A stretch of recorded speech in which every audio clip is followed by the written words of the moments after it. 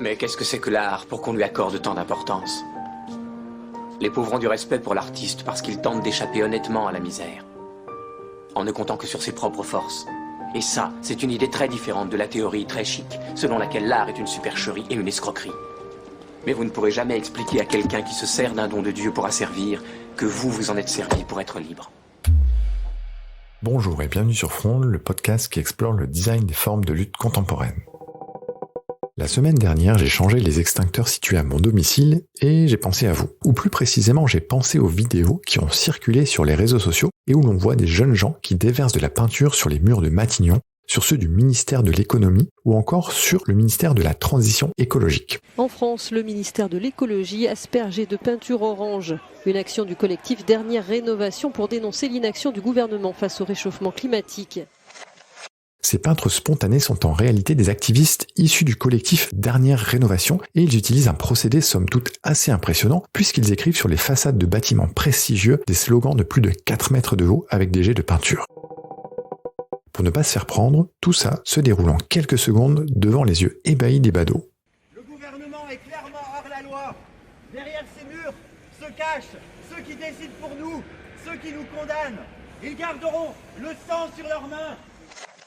Alors la technique n'est pas nouvelle, mais elle était popularisée dans le monde du street art en 2010 par le célèbre street artiste Kidult.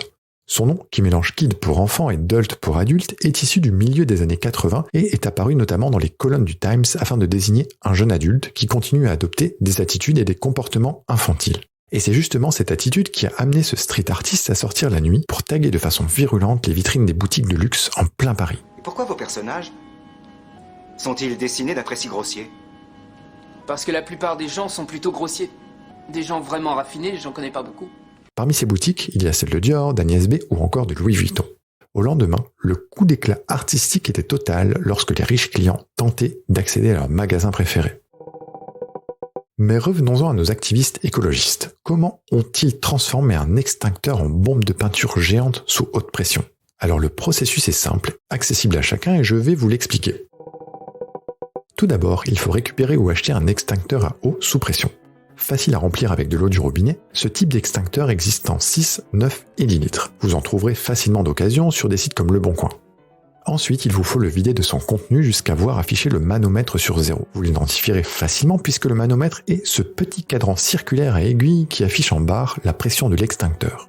Une fois l'opération réussie, retirez l'écrou de la partie supérieure de l'extincteur pour pouvoir l'ouvrir et remplir son réservoir avec un mélange constitué à moitié d'eau et à moitié de peinture. Surtout, ne négligez pas le choix de la couleur car elle doit être cohérente avec votre message. Lorsque le réservoir est plein, il faut le refermer et le mettre sous pression avec une pompe à vélo ou un compresseur à air. L'objectif est que l'aiguille du manomètre soit dans le verre, en général entre 7 et 8 bars. N'oubliez pas de remettre la goupille de l'extincteur pour éviter qu'il se déclenche tout seul. Voilà, vous êtes prêt à écrire, dessiner, peindre de la meilleure façon qui soit, à la manière des militants de Dernière Rénovation. Alors évidemment, il est parfaitement incorrect de repeindre ou d'écrire sur une façade sans l'accord de son propriétaire et vous risquez d'avoir une amende. Mais rappelez-vous qu'en matière d'incorrection, il est tout aussi parfaitement incorrect de contribuer à détruire les écosystèmes naturels qui nous maintiennent en vie jusqu'à condamner l'avenir de nos enfants et des espèces vivantes de cette planète. Bref, chacun choisira l'incorrection qui lui convient. Vous êtes en colère ? Là, maintenant ? Non. En tant qu'artiste. En général. Ok. Excellent. Ce sera tout. Merci. Retrouvez tous les épisodes de Fronde sur le site hckr.fr.